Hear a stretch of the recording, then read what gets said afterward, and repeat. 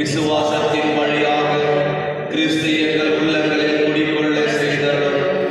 அன்பே எங்கள் வாழ்வுக்கு ஆணிவேரும் அருளே அதன் அடிப்படையுமாக அமைய அருள் புரியும். நாங்கள் இறைமக்கள் அனைவரோடும் சேர்ந்து கிறிஸ்துவின் அன்பின் அகலம், நீளம், உயரம், ஆழம் என்னவென்று உய்த்துணர செய்தர்.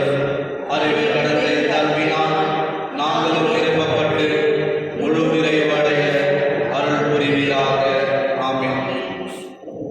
நம் விருப்பங்களை அறிந்து நிறைவேற்றும் இறைவனுக்கு கிறிஸ்து வழியாக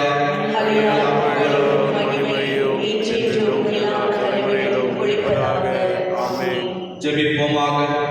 அன்பு இறைவா, எம் பாவங்களுக்காக காயப்பட்ட உம் திருமகனின் இதயத்தின் வழியாக உம் அன்பை பொழிய திருவுளம் கொண்டீரே. அதே அன்பை எம் வாழ்க்கையை வெளிப்படுத்தி உம்மை மகிமைப்படுத்த அருள் புரியுமாறு உம் திருமகன் இயேசு கிறிஸ்து வழியாக உம்மை மன்றாடுகிறோம். ஆமென். அனைவரும் முழந்தாள்கிறோம்.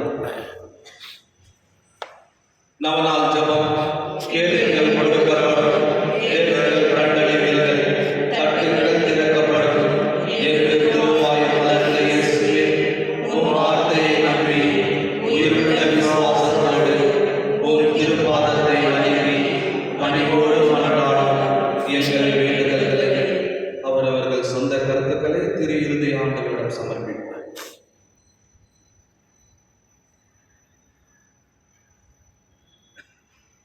இரக்கத்தோடு கேட்டருளும். எங்கள் அன்பான இயேசுவின் திரு இருதயமே, நீரே எங்கள் சரணம் என்று ஓடி வந்தோம். இக்கட்ட நேரங்களில் நீரே எங்கள் துணை, துன்பத் துயரத்தில் நீரே எங்கள் ஆறுதல், சோதனைகளில் நீரே எங்கள் அரண். நாங்கள் எழுப்பிய மன்றாட்டுகளை எப்படியும் தருவீர் என்று நம்பியிருக்கிறோம். ஆயினும் உம் விருப்பத்தின்படியே ஆகட்டும்.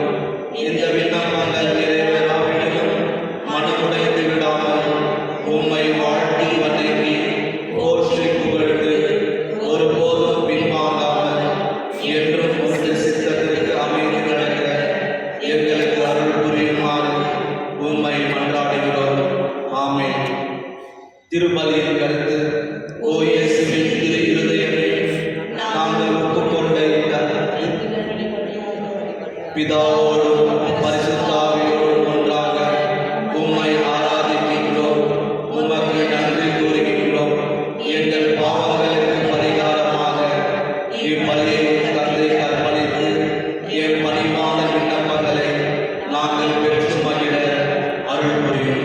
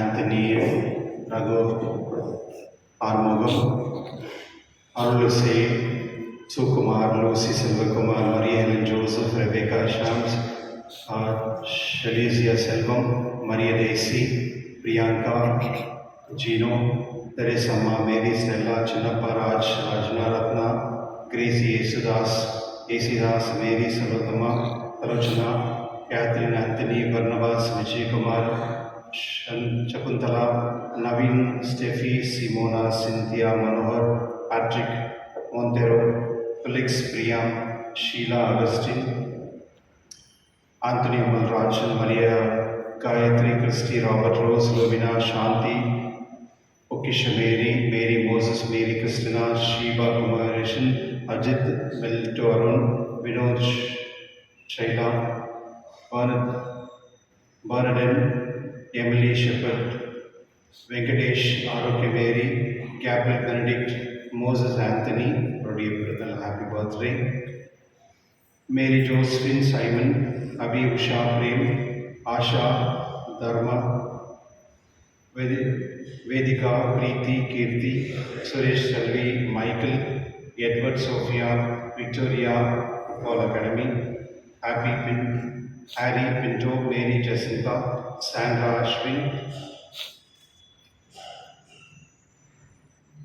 Arokya Chinappan, George William Arun, David, Merlin Patrick, Andradalagu, Vishesh Manakarthakalagaga, Srinivasan Rosario, Rita, Sagairaj, Ryan Joshua, Arudal, Vishesh Manakarthakalagagum, Maritha, Martin Anameri, Uttarkastalathil Kalanamulakagum, Elizabeth Ruben,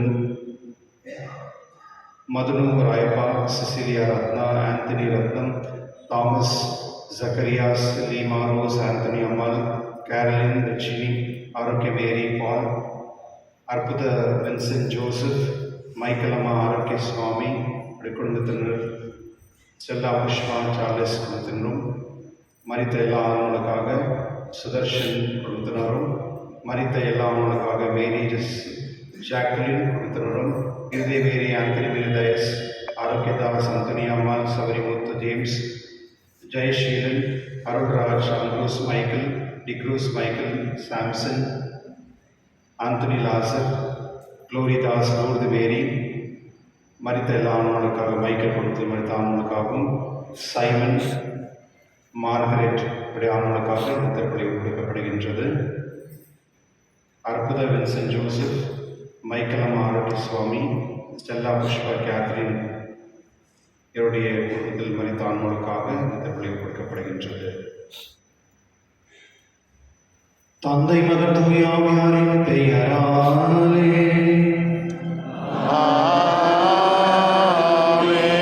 நம் ஆண்டவராகிய இயேசு கிறிஸ்துவின் அருளும் கடவுளின் அன்பும் தூய ஆவியாரின் நட்புறவும் உங்கள் அனைவரோடும் இருப்பதாக.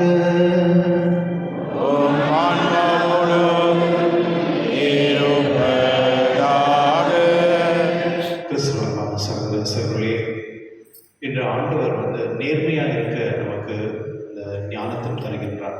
ஒரு மனிதன் உழைப்போட நியாயம்தான் முக்கியமானது. எப்போ ஒரு முறை மனிதன் நியாயமாக நடந்து கொள்கிறானோ கடவுள் அவரை விரும்பி ஆசீர்வதிப்பார். அதனால நம்முடைய வாழ்க்கையில் எப்பொழுதுமே நாம் நியாயமாக இருக்கவும் நியாயமான அந்த விஷயங்களை தேர்ந்தெடுக்க தேவைக்கு அந்த வரப்பிரசாதம் கடவுள் தரும்படி இந்த திருப்பலியில் மன்றாடி நம்முடைய பாவனை ஏற்றுக்கொண்டு ஆண்டவர் இதயத்துக்கு நன்றி செலுத்தி இந்த திருப்பலில் பங்கு கொள்வோம். எல்லாம் இறைவனும் சகோதர சகோதரிகளிடமும் நான் பாவியனை ஏற்றுக்கொள்கின்றேன். ஏனெனில் சிந்தனையாலும் சொல்லாலும் செயலாலும் கடமையில் தவறியதாலும் பாவங்கள் பல செய்தேன். என் பாவமே என் பாவமே என் பெரும் பாவமே. ஆகையால் இப்பொழுதும் கண்ணியான புனித மரியாதையும் வானதூத புனிதரையும் சகோதர சகோதரிகளையும் நாம் இறைவனாகிய ஆண்டவரிடம் எனக்காக வேண்டிக் கொள்ள மன்றாடுகின்றேன். எல்லாம் வல்ல இறைவன் நம் மீது இரக்கம் வைத்து நம் பாவங்களை மன்னித்து நம்மை நிலைவாழ்வுக்கு அழைத்து செல்வாராக. ஆமென்.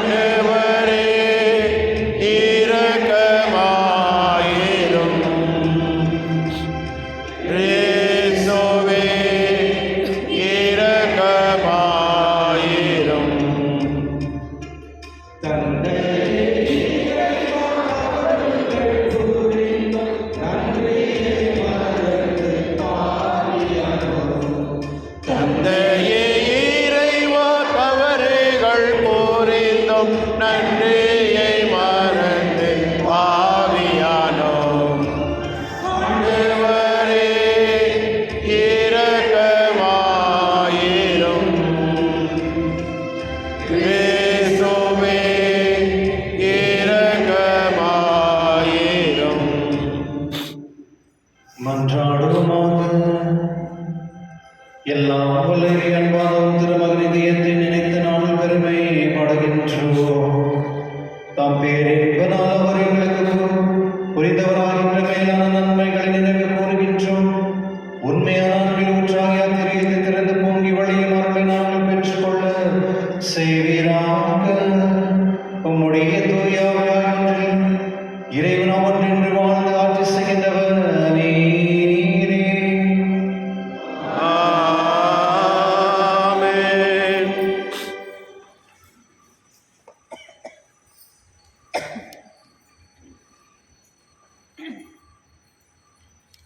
தொடக்க நூலில் இருந்து வாசகம். இஸ்ரேல் முதிர்ந்த வயதில் தமக்கு யோசேப்பு பிறந்தமையால் அவரை மற்ற எல்லா புதல்வரை விட அதிகமாக நேசித்து வந்தார். அவருக்கு அழகு வேலைப்பாடுகள் நிறைந்த ஒரு அங்கியை செய்து கொடுத்தார். அவருடைய சகோதரர்கள் தங்கள் தந்தை அவரை எல்லோரிலும் அதிகமாய் நேசிக்கிறார் என்று கண்டு அவரை வெறுத்தனர். அவர்களால் அவரோடு பாசத்துடன் பேச இயலவில்லை. அப்படி இருக்கையில் அவர் சகோதரர் செக்கேமில் தம் தந்தையின் மந்தைகளை மேய்க்க சென்றனர். இஸ்ரேல் யோசேப்பை நோக்கி, உன் சகோதரர்கள் செக்கேமில் ஆடு மேய்க்கின்றார்கள் அல்லவா? அவர்களிடம் உன்னை அனுப்ப போகிறேன் என்றார். யோசேப்பு தம் சகோதரர்களை தேடி சென்று தோதோனில் அவர்களை கண்டுபிடித்தார்.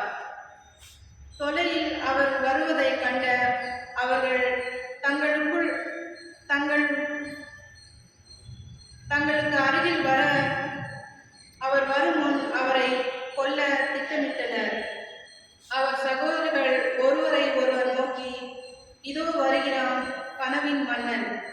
நாம் அவனை கொன்று இந்த ஆழ்குடிகளில் ஒன்றில் தள்ளிவிட்டு ஒரு கொடிய விலங்கு அவனை தின்னுவிட்டதென்று சொல்லலாம். அப்பொழுது அவனுடைய கனவுகள் என்ன ஆகும் என்று பார்ப்போம் என்றார். ரூபன் இவற்றை கேட்டு அவர்கள் கையிலிருந்து தப்புவிக்கும் எண்ணத்தில் அவர்களை நோக்கி, நாம் அவனை சாகடிக்க வேண்டாம் என்றார். ரூபன் அவர்களை நோக்கி, அவன் இரத்தத்தை சிந்தாதீர்கள், அவனை பாலனிலத்தில் உள்ள இந்த ஆழ்குழுக்களில் தள்ளிவிடுங்கள், அவன் மீது கை வைக்காதீர்கள் என்று சொன்னார். ஏனெனில் அவர்கள் கையிலிருந்து அவரை தப்புவித்து தம் தந்தையிடம் சேர்ப்பிக்கும் நோக்கம் கொண்டிருந்தார். யோசேப்பு தம் சகோதரிடம் வந்து சேர்ந்தவுடன் அவர் அணிந்திருந்த அழகு வேலைப்பாடுகள் நிறைந்த அங்கியை முறித்துவிட்டு அவரை ஆழ்குழியில் தூக்கி போட்டனர். அது தண்ணீர் இல்லாத வெறும் குழி. பின்பு அவர்கள் உணவு அருந்துபடி அமர்ந்தனர். அப்பொழுது அவர்கள் கண்களை உயர்த்தி தீயோலிருந்து வந்து கொண்டிருந்த இஸ்மாயிலரின் வணிக குழுவை பார்த்தனர்.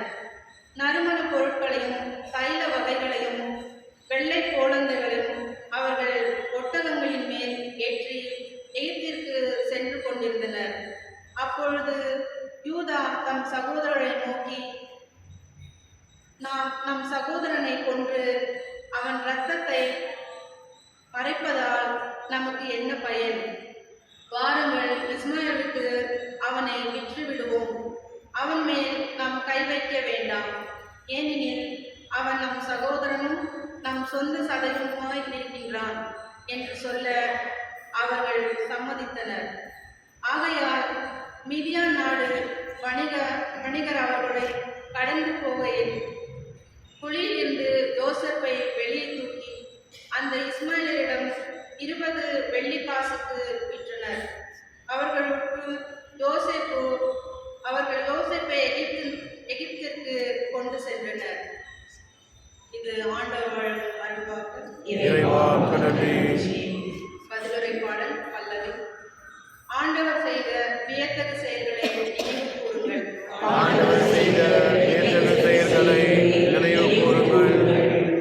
நாட்டில் அவர் பஞ்சம் வரும்படி செய்தார். உணவெனும் ஊன்றுகோலை குறித்து விட்டார். அவர்களுக்கு முன் ஒருவரை அனுப்பி வைத்தார். யோசேப்பு என்பவர் அடிமை அடிமையாக விற்கப்பட்டார். ஆண்டவர் செய்த வியத்தகு செயல்களை நினைவு கூறுங்கள். அவர் தம் கால்களுக்கு விலங்கிட்டு அவரை துன்புறுத்தினார். அவர் தம் கழுத்தில் இரும்பு பட்டயம் மாட்டினார். காலம் வந்தது, அவர் உரைத்தது நிறைவேறிற்று. ஆண்டவரின் வார்த்தை அவர் உண்மையானவர் என மெய்ப்பித்தது. ஆண்டவர் செய்த வியத்தகு செயல்களை நினைவு கூறுங்கள். மன்னர் ஆளனுப்பி அவரை விடுதலை செய்தார். மக்களினங்களின் தலைவர் அவருக்கு விடுதலை அளித்தார். அவர் தம் அரண்மனைக்கு தலைவராக்கினார். தம் உடைமைகளுக்கெல்லாம் பொறுப்பாளராக ஏற்படுத்தினார். ஆண்டவர் செய்த வியத்தகு செயல்களை நினைவு கூறுங்கள்.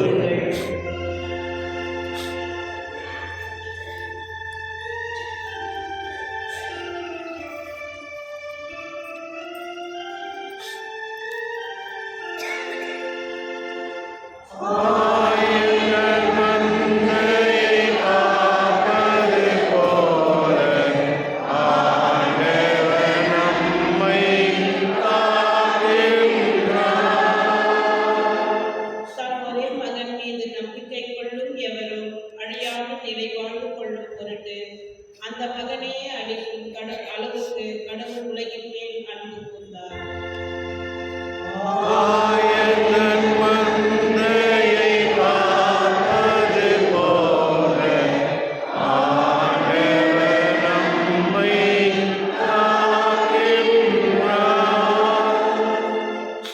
ஆண்டவர் உங்களோடு இருப்பாராக. புனித மத்தேயு நற்செய்தியிலிருந்து வாசகம்.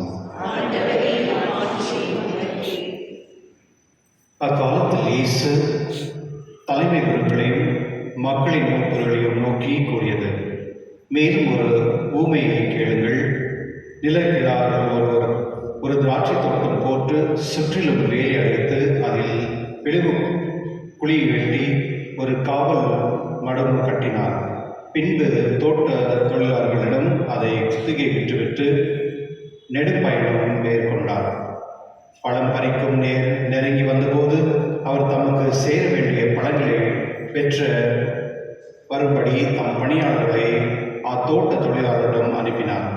தோட்ட தொழிலாளர்களோ அவருடைய பணியாளர்களை பிடித்து ஒருவரை நெய் பிடித்தார்கள், ஒருவரை கொலை செய்தார்கள், ஒருவரை கல்லால் எறிந்தார்கள்.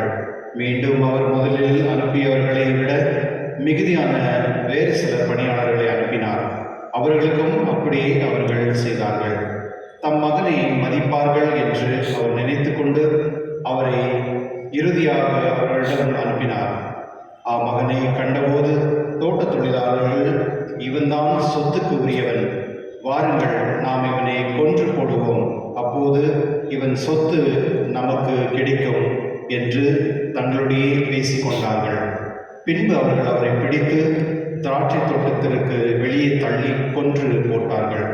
எனவே திராட்சை தோட்ட உரிமையாளர் வரும்போது அத்தொழிலாளர்களை என்ன செய்வார் என இயேசு கேட்டார். அவர்கள் அவரிடம், தீயோரே, ஈவிரக்கமின்றி ஒழித்து விடுவார். உரிய காலத்தில் தமக்கு சேர வேண்டிய பங்கை கொடுக்க முன் வரும் வேறு தோட்ட தொழிலாளர்களுக்கு திராட்சை தோட்டத்தை குத்திக்கையிடுவார் என்றார்கள். இயேசு அவர்களிடம், கட்டுவோர் புறக்கணித்த கல்லே கட்டிடத்துக்கு மூலைக்கல் ஆயிற்று. ஆண்டவரால் இது நிகழ்ந்தது. நாம் கண்களுக்கு இது வியப்பு என்று நீங்கள் மறைநூலில் ஒருபோதும் வாசித்ததில்லையா?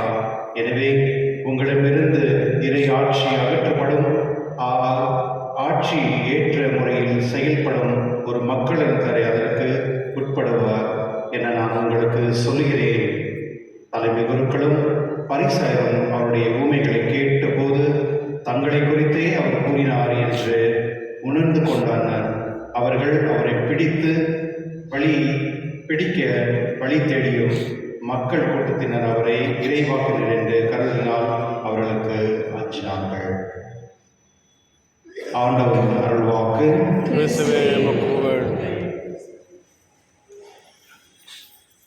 கிறிஸ்துவன்பான சகோதர சகோதரி, ஒரு முறை ஒரு டாக்டர் ஒரு காரை விற்கணும் அப்படின்ட்டு ட்ரை பண்ணுறாரு. அந்த சமயத்தில் அவர்கிட்ட அந்த டாக்டர்கிட்ட வேலை செய்யறதுக்காக ஒருத்தர் வந்து வேலை கேட்குறாரு, எனக்கு வேலை கொடுங்க அப்படின்னு. அவர் அங்கே நின்றுட்டு இருக்கும் பொழுது அந்த யார் கார் வாங்குறதுக்காக வந்தாரோ அவர்கிட்ட வந்து விலை பேசுகிறாரு. பேசும் பொழுது அந்த கார் வாங்கக்கூடியவர் வந்து சொல்கிறாரு, இந்த கார் வந்து என்னுடைய இடத்துக்கு நீங்கள் வந்து இதை கொண்டு வந்து கொடுத்துருங்க, அது கொடுத்த பிறகு அதை பார்க்குறது எப்படின்னா அப்போ நான் வாங்கிக்கிறேன் அப்படின்னு சொல்கிறாரு. அந்த டாக்டர் வந்து அந்த புதுதாக வந்திருக்க அந்த ஆளை பார்த்து சொல்கிறாரு, உங்களுக்கு வேலை வேணும்னா இந்த காரை கொண்டு போயிட்டு எங்கே சேர்க்கணும் அங்கே போய் சேர்த்துட்டு அதை விற்றுட்டுன்னா நான் உங்களுக்கு கமிஷன் தரேன் அப்படிங்கிறார். சரி, அவரும் சரின்னு சொல்லிட்டு போகிறாரு. போயிட்டு பிறகு அந்த கார் யார் வாங்குறாரோ அவங்க வீட்டுக்கு கொண்டு போய் கார் நிற்க வச்சிடறாரு. நிற்க வச்சிட்ட பிறகு அவங்க வீட்டுக்கு போகிறாரு. என்னென்னா அவர் என்ன அப்போ அந்த யார் கார் வாங்கினாரோ அவர் வந்து அந்த ஆளை கேட்குறாரு, ஏன்ப்பா நீ வந்து கார் ஓட்டிட்டு வந்தேன், நல்லா தான் ஓட்டினேன், அந்த கார் உண்மையிலேயே வந்து நல்ல விலைக்கு வாங்கக்கூடிய காரா அப்படின்னு கேட்குறாரு. அவர் என்னென்னா ஆமாம் அப்படின்னு சொல்லும் பொழுது வீட்டில் பார்த்தா ஒரு படம், ஜீசஸ் படம், இங்கே கீழே வந்து ஒரு வார்த்தை போட்டிருக்கு. என்ன அப்படின்னா, நீங்கள் என்ன பேசினாலும் நீங்கள் பேசின அனைத்துமே கடவுள் வந்து கேட்டுட்டு கொண்டு இருப்பார் அப்படின்னு சொல்கிற அந்த வார்த்தை அங்கே இருக்குது. அதை பார்த்து அவர் வந்து அவர் சொல்கிறாரு, இல்லைங்க இந்த கார் வந்து வேர்த் இல்லை அவ்வளோ அப்படின்னு. அந்த கார் வாங்கக்கூடிய ஆள் வந்து இது பார்த்து அவருக்கு ஒரு ஆச்சரியம். என்னென்னா, ஒரு இவ்வளோ நியாயமாக, அதாவது அவர் கமிஷன் வரணும்னு தெரிஞ்சும் இப்போ அவர் கார் வாங்கலன்னா அவருக்கு அந்த கமிஷன் கிடைக்காது. பட் இருந்தாலும் அவர் நேர்மையாக இருந்ததுனால அவர் வந்து அவரை பாராட்டி, நான் உனக்கு நல்லது உனக்கு கமிஷன் வரதுக்காக நான் இந்த காரை நான் வாங்கிக்கிறேன், சின்ஸ் நீ வந்து நல்ல ஒரு தொழிலாளர் இருக்கிறதுனால நல்ல கார் ஓட்டுறதுனால நீ என்கிட்ட வேலைக்கு செஞ்சுக்கிறதுனா விருப்பப்பட்ட நீ சேர்ந்துக்கோ அப்படின்னு சொல்கிறாரு. இவர் தான் 2ஆம் உலக போரில் வந்து யூஎஸ்ஏக்கு வந்து ஒரு ஃபைனான்ஸ் மினிஸ்டராக, அவர் பேரில் வந்து பால் ஹாஃப்மேன் அப்படின்றாரு. அவர் வந்து தன்னுடைய அந்த மினிஸ்டரில் இருக்கும் பொழுது இந்த ஞாபகமான ஒரு கதையை வந்து அவர் சொல்லியிருக்காங்க. கிறிஸ்துவர்களே, ஒரு மனிதன் வந்து உழைப்பு ரொம்ப முக்கியமானது. யாருமே உலகத்தில் உழைக்காம சாப்பிடவே கூடாது. அது வந்து திருச்சபை சொல்லுது மற்றும் சென்ட் பால் கூட சொல்கிறார்.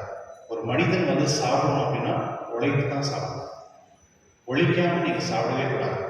அதாவது கடவுள் கொடுத்துற ஒரு சக்தி.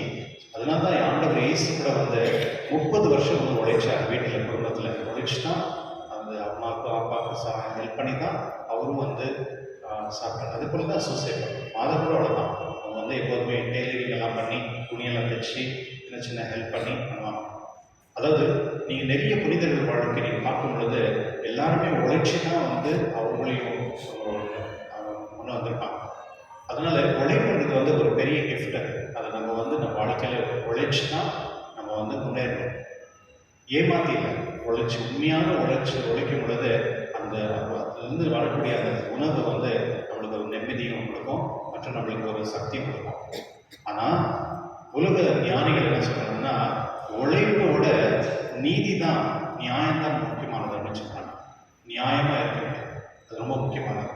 ஒருவேளை வந்து நீங்கள் உழைச்சி ஒருத்தரை ஏமாற்றி நீ ஏதாவது எடுத்துனாங்கன்னா அது என்ன பிரயோஜனம்?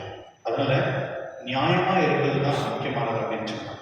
கிறிஸ்துவனுடைய என்னுடைய வாசகங்கள் வந்து இன்னைக்கு முதல் வாசகம் பார்க்கும் பொழுது சொந்த அண்ணன் தம்பிகளை வந்து அண்ணன்களை வந்து தம்பியை வந்து கொல்லணும் அப்படின்னு முயற்சி செய்கிறாங்க. அதே போல் அவர் வந்து பெரிய ஒரு பாதாளத்தில் உள்ள தள்ளுறாங்க. அந்த காலத்தில் வந்து பாலைவனத்துலலாம் நிறைய பாம்புகள்லாம் இருக்கும். அவர் எப்படின்னா கொல்லணும் அப்படின்னு. என்னன்னா பொறாமை. ஏன்னா அப்பா வந்து அந்த பையன் மேலே ரொம்ப அன்பாக இருக்கிறாரு, அவருக்கு தான் நிறைய வந்து என்ன சொல்றது எல்லாமே செய்கிறாரு, ஆனால் எங்களை மதிக்க மாட்டார். அந்த பொறாமைனால அவரை கொல்லணும் அப்படின்னு போகிறாங்க. இன்னைக்கு நிறைய குடும்பத்தில் வந்து வீட்டில் இருக்கவங்க நிறைய பேர் கோர்ட்டு கேஸ் எடுக்கிறாங்க. ஏன்? பொறாமை. ரெண்டாவது வந்து அந்த சந்தோஷம் கிடையாது, மகிழ்ச்சி கிடையாது. அது எல்லாமே ஈக்குவலாக நம்ம ஷேர் பண்ணோம், மற்றவங்களுக்கு கொடுக்கணும். இன்னைக்கு நிறைய ஆண்கள் வந்து பெண்களுக்கு வந்து சிஸ்டர்ஸுக்கு வந்து ஷேர் பண்ணணும்னு அழுவாங்க. நம்பியே கொடுக்கணும், அவங்க என்ன உழைச்சாங்க அப்படின்னு சொல்லுவாங்க. அப்பா உழைச்சது, தாத்தா உழைச்சது அதை கொடுக்க விருப்பப்பட மாட்டாங்க. கிறிஸ்துவர்களே, உலகத்தில் எந்த ஒரு பொருளுமே வந்து நம்மளுக்கு நிம்மதியே கொடுக்காது. நீங்கள் எப்போ வந்து நீங்கள் வந்து நியாயமாக நீங்கள் நடந்துக்கிறீங்களோ அதுதான் உங்களுக்கு வந்து அந்த உலக நீதிப்படி உங்களுக்கு அந்த அருளும் ஆசீர்வாதம் கிடைக்கும். அதில் நிறைய பேர் வந்து தொழிச்சிருக்காங்க. இப்போ நான் வந்து மற்றவங்க குடும்பத்தில் நான் கரெக்டாக நான் நான் ஹெல்ப் பண்ணியிருக்கேன், ஷேர் பண்ணியிருக்கேன், ஆனால் அதுக்கு எனக்கு மதிப்பே வரல, அது இருக்கலாம். ஆனால் எப்பொழுதுமே நீதிமானாக இருக்கிறது வந்து அது எப்போதுமே நல்லது தான். என்னுடைய நட்சத்திரம் நான் பார்க்கும் பொழுது ஆண்டவர் இயேசு இந்த ஊமையை சொல்கிறார். இந்த குருக்களையும் மக்களின் மூப்பர்களையும் அவர்களை பார்த்து இந்த ஊமையை சொல்கிறார். கடவுள் வந்து, அதாவது இந்த கதை, ஒரு மனிதன் வந்து தோற்ற காட்டத்தை எடுத்து அதுக்கு எல்லாம் சுற்றி வேலையெல்லாம் போட்டு நல்லா பண்ணி எல்லாம் ரெடி பண்ணிட்டு யாரோ ஒருத்தருக்கு லீஸ் கொடுத்துட்டு வேற ஊருக்கு போயிட்டார். போயிட்டு அங்கே அவர் எதிர்பார்க்குறாரு, அந்த இடத்துல இருந்து எனக்கு லாபம் வரணும் அப்படின்னு. இது என்ன அப்படின்னா, இந்த உலகத்தை வந்து கடவுள் படைச்சிட்டு மக்களை அனுப்பி வச்சார். இந்த மக்கள்கிட்ட அந்த தோட்டத்தை கொடுக்குறாரு. இந்த உலகம் கொடுத்த பிறகு நிறைய இறைவாக்கினர்லாம் அனுப்புறாரு. எனக்கு சேர வேண்டியதை வந்து எனக்கு அந்த பொருள் கொடுன்னு சொல்லும் பொழுது மக்கள் வந்து, இஸ்ரேல் மக்கள் வந்து அந்த அனுப்பி வைத்த எல்லா இறைவாக்கினரையும் மற்றும் அவர்களை வந்து துன்புறுத்தி அவருக்கு கொலை பண்ணி அவங்களுக்கு நிறைய கஷ்டங்களை கொடுத்தாங்க.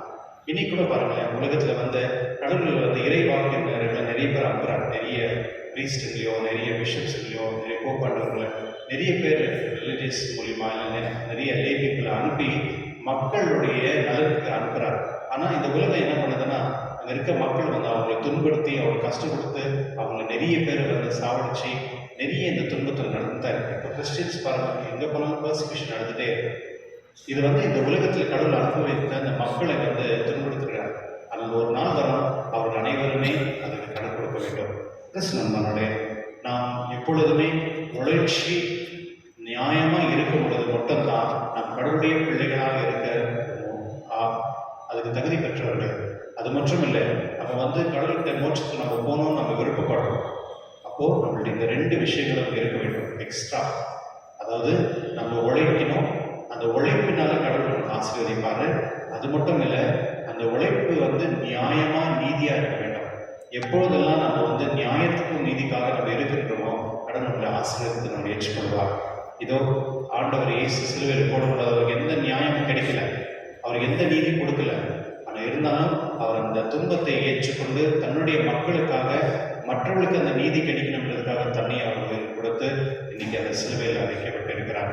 இதோ நான் இந்த சிலுவை பார்க்கும் பொழுது ஆண்டவர் வந்து உண்மையாகவே எனக்காக அவர் வந்து என்னுடைய நியாயத்துக்காக, அதாவது நான் அழிஞ்சு போகக்கூடாது, நான் உண்மையாக வாழக்கூடாது, அப்படி வாழணும் அப்படின்றதுக்காக ஆண்டவர் தன்னுடைய வாழ்க்கை இழந்தார். கிறிஸ்தவர்களே, எப்போதுமே தியாகத்துக்கு வந்து எப்போதுமே மதிப்புண்டு. நம்ம மற்றவர்களுக்காக நம்ம வாழுகின்றோம், மற்றவர்களுக்காக நம்ம உழைக்கிறோம், மற்றவர்களுக்காக நம்ம வந்து சாக்ரிஃபைஸ் பண்ணும் பொழுது அது கடவுள்கிட்ட வந்து ஒரு பெரிதான ஒரு புனிதத்தன்மையாது. அதனால நீங்கள் சில நேரத்தில் சில நிறைய தியாகங்கள் செஞ்சுக்கலாம், வீட்டுக்காக, அப்பா அம்மாக்காக, பிள்ளைகளுக்காக, மனைவிக்காக. அது வந்து எப்போதுமே பாழாகாது. அதெல்லாம் கடவுள் வந்து விண்ணக அரசில் வந்து கடவுள் எழுதி வச்சிருப்பார். அதுக்கேற்ற பலன் உங்களுக்கு கொடுப்பார். அதனால இந்த திருவிழா கடவுள் நாம் ஜெபிப்போம். இறைவா, நான் எப்பொழுதுமே நியாயமான உழைப்பிலிருந்து நியாயமான வாழ்க்கை வாழ்ந்து மற்றும் நான் எப்பொழுதுமே மற்றவர்கள் எந்த ஒரு தீங்கும் செய்யாமல் நான் எப்பொழுதுமே கடவுளுடைய மக்களாக, என்னுடைய மகனாக மகளாக வாழக்கூடிய அந்த ஞானம் அளித்தனம் என்று இந்த திருவிழா கொண்டாடுவோம்.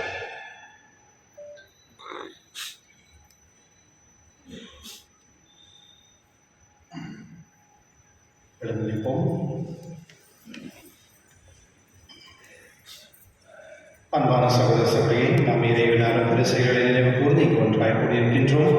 நாம் வேண்டுதலுக்கு தயவாக கேட்டு நாம் கருள ஆண்டவரில் செல்கிறோம். உங்கள் பதில் ஆண்டவரே, எங்கள் மன்றாட்டை கேட்டருளும். எங்கள் பரிசுத்த தந்தை 14 லியோ, பேராயர்கள், ஆயர்கள், குருக்கள், கன்னியர்கள், வேத பணிகள் ஈடுபடும் இல்லறத்தோர் அனைவரும் இயேசுவின் சாட்சியாக இறையரச பரப்ப அயராத ஆரம்பம் உழைக்க வேண்டுமென்று இறைவா உம்மை மன்றாடுகிறோம். திருவிருதி எப்படங்களில் இல்லங்களில் இருவழிப்படும் இல்லங்களில் ஆசீர்வதித்துள்ளோம். அந்த இல்லங்களில் வசிப்போர் இயேசுவின் திருவிருதியின் சிறப்பாக ஆசீர்வதி